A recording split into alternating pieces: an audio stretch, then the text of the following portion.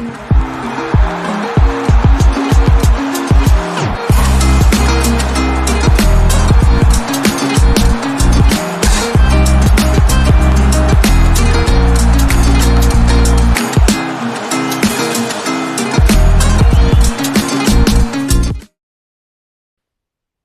back to El Partido, yet another Spanish football podcast, but this one with a nostalgic twist.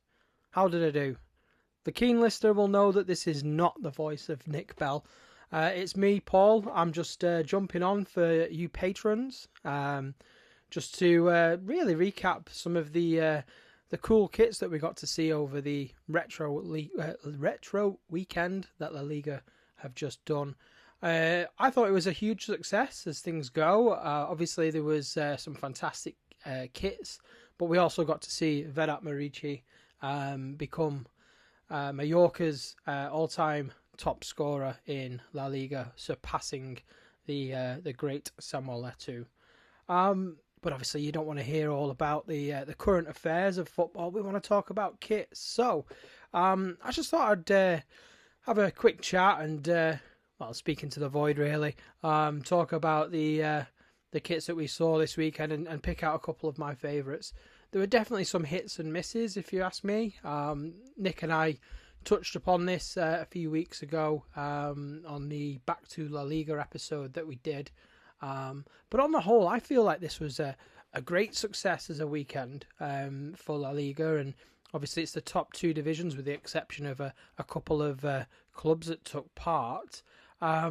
I thought it was a really nice touch of Alaves to go back to their old crest for the shirt they did. I didn't particularly like the shirt. It was a bit of a Boca Juniors style. I know it's a reference to their old UEFA Cup kit from, was it the one that was the one they played Liverpool in 2001, I want to say, and they lost on penalties, didn't they? Oh no, sorry, golden goal it was. My memory's terrible. Anyway, thought that it was a nice touch to go back to the old crest. The shirt was okay, wasn't necessarily my favourite. Interested to know if anybody disagrees on that. Just drop us a comment on Patreon and let me know. Atletico Madrid, the blue and white. We've seen that before in recent years. I still thought it was a nice touch, and obviously the old badge and everything, but they could have done a little bit more. I would have loved it if they'd have gone back to the Superman sponsored kit from the early 2000s or something like that. I think they missed an opportunity, but hey ho.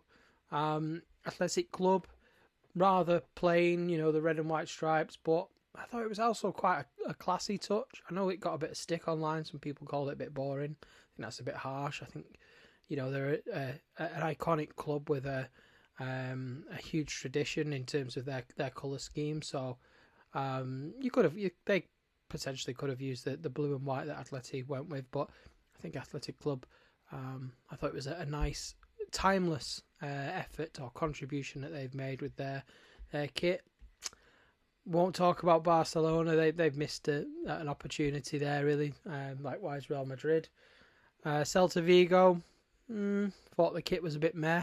It reminded me of the QPR kit when they lost 3-2 to Manchester City against the Aguero goal. But obviously, we're talking about Spanish football. I thought it was okay. It just wasn't really my style. Elche, bit plain. But the ones that really stood out for me this weekend, Espanyol's kit, yellow with the oversized Danny logo. I mean, it's a Kelme kit anyway, isn't it? So they don't usually get things wrong. I thought that was nicely done. Gave me a very strong 90s vibe to it. I think we have to be fair and give credit where it's due. The winner is probably Villarreal. I know that some people may disagree. I'm not usually the sort of person who can pull off wearing a yellow shirt, but I thought that the way that it was inspired by, I'd say a collection of kits really from the 2000s. I thought it was absolutely bang on. I thought the collar was tasty. I thought, Villarreal probably win it for me in the top flight stakes. But that's enough of what I thought of kits, I guess, because you've probably heard all that before in the previous episode. But let's talk about the weekend itself and as a concept. Was it a success? Could we deem it a success? Money will talk, but it would not surprise me based on what we have seen with the publicly available data. Certainly the social media metrics and the impact there. I think La Liga will make this a recurring feature. I don't know if they'll do it every season, but certainly every couple of seasons I would imagine that they revisit this concept, because you only have to look at the interactions across social media and the way that La Liga was trending, and the number of fans who were, well, let's call them lay fans, people who are not like you and I, diehards of Spanish football, people who, grew up watching Revista de la Liga like us, but maybe their interest has waned over the years. This was a great way of bringing people's attention back to Spanish football, and you can see, looking over the number of views, number of likes, number of reposts on Twitter. I'm not going to call it by what its owner currently prefers for it to be called, but Twitter is it's a terrible platform nowadays. It's become a bit of a cesspit. However, it is very good at giving you the numbers of eyes, or sometimes bots, on each post.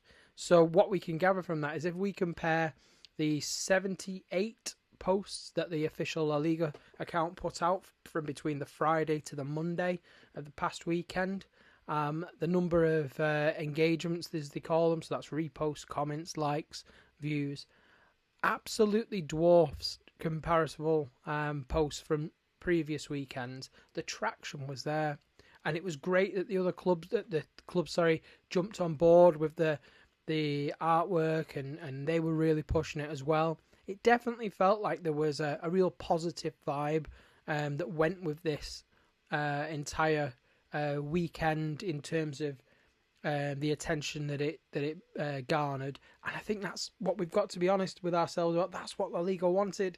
They wanted to get eyes on their product, and I don't like to call it that, but we have to speak in the commercial terms that they use. It was a fantastic marketing tool. It's definitely piqued people's interest who, like I say, may have fallen, not so much like, fallen out of love with Spanish football, but maybe had found their attention had been, moved on to other things in recent years. It's definitely brought people back to talking about Spanish football, which is what we want. We want the community to grow, don't we? We want to have as many people as we can who we can share our opinions and thoughts and appreciation for Spanish football with. So, for me, let's take a look at it. Engagement on social media, and I know social media is not real life and one platform isn't all of them, but Instagram as well, the number of likes and shares on the reels and the photos on there, it's a resounding success by the metrics of garnering attention from the public. Now, financially, obviously that is what La Liga will have been looking at, and if they can take the boost in eyeballs that they've had and the boost in views that the highlights that they've published on YouTube have got from people that have specifically or have gone out of their way to watch this past weekend, with it being the retro kit weekend. I think it's all positive, and that will translate. There'll be people up there in La Liga HQ saying, guys, look, this has had the impact we wanted. Now, obviously, there's got to be a conversation to be had about whether or not this, made enough pounds, dollars, euro signs that they were hoping for. But it's definitely helped to raise the profile of the league and La Segunda as well. Let's not forget Segunda was hugely participated, and there were some fantastic kits in Segunda as well this past weekend. It's definitely helped raise the profile and hopefully reawakened audiences that had perhaps gone a bit dormant. And I'm not speaking on behalf of myself, because like you as a listener, I'm a big appreciator of the Spanish game, and I think it's it's only a positive that we can see that it's got people, a wider audience, talking about it. So, from what I can take out of that, I would assume that the positive impacts and positive popular culture hit that this seems to have proven to be will have translated somewhat into a good commercial decision. And I fully expect not only La Liga to revisit this going forward, but I could not for 1 second think that the likes of Serie A, the Premier League, the Bundesliga were not taking a bit of an interest here and thinking, is this a concept that could work for us? Now, look, obviously, Spanish football is where my passion is, but anybody who grew up in the 90s will have seen Football Italia and got used to, all of the pretty, stylish kits that the Italian teams had in the 90s, 2000s, and for the most part the last decade or so. I fully expect that Serie A will give this a go as well at some point, and you can put your money on it being a success there as well. I'm not well enough informed on the Bundesliga as to whether or not a retro weekend would translate into a good international audience for the Bundesliga, but certainly from the games that I've been to in Germany and the people that I know that live and work in Germany and work around German football, I 100% believe that the German fans in Germany would absolutely love a retro weekend for their clubs. Now there might be a perhaps a larger cohort of them that would see it as a money spinner than perhaps other leagues would view it as. I mean, let's not forget there was a number of people, and we even had a conversation around this, Nick and I, a couple of episodes ago, about whether or not we should really embrace it as being a money spinner or not. But we've got our nostalgia glasses on, haven't we? And I thought it was a good success. So we came to the conclusion that we should just take it in the spirit it's given and see it as a positive. Now, I'm obviously, I'm perhaps biased here because I'm in the UK and I have a season ticket at a Premier League club, but I don't really think that the Premier League would have the same depth of kits to draw upon for, and this is where people may disagree, for a retro weekend. I definitely think the Premier League would look at this and think it's another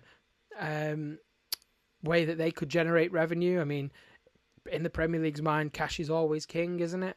Unfortunately, we're seeing more prevalently than any other league in Europe, I'd argue. The Premier League sees fans not as fans, but as consumers. But I also think, though, that if you look back over the last sort of 25 years or so, Premier League kits they're always kind of a pretty plain template, unless you go back to the 90s where you had Umbro, who used to do a lot of the colour stuff, but even then their designs were often templated and they just changed the colour scheme depending on what club they were producing a kit for. I think there was a time, probably 1993, 94, 95, where it was Chelsea, Nottingham Forest, Manchester City, and I think Coventry, who were all Umbro, and had nice kits, but it was all to the same sort of design. It was just a different colour and a different sponsor, etc. But the actual template was there. I don't think the Premier League's got the same back catalogue that could match La Liga and Serie A in terms of style. I'd love to know if anybody feels differently.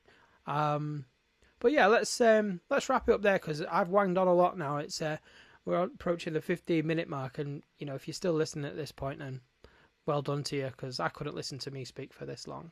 But I just want to give a quick final shout out to the referees. I thought their uniforms, as they were being referred to, were really cool. I thought the ball was good. The fact that it had that retro feel. All right, it wasn't based on a particular historic design, but there was copyright issues that prevented Puma from doing that. I still think they gave it a good go on the aesthetics, and certainly the old graphics on the screen, for the score and things like that. That was great to see. Nice touch by La Liga. You got to give La Liga the credit it deserves. They got that right. The one thing, though, that I think was the cherry on top, the rainbow logo, rainbow wheel, whatever you want to call it, the old LFP badge. Let's have that back permanently. Start the petition now. La Liga, go back to your old badge. We all love it. Huge success.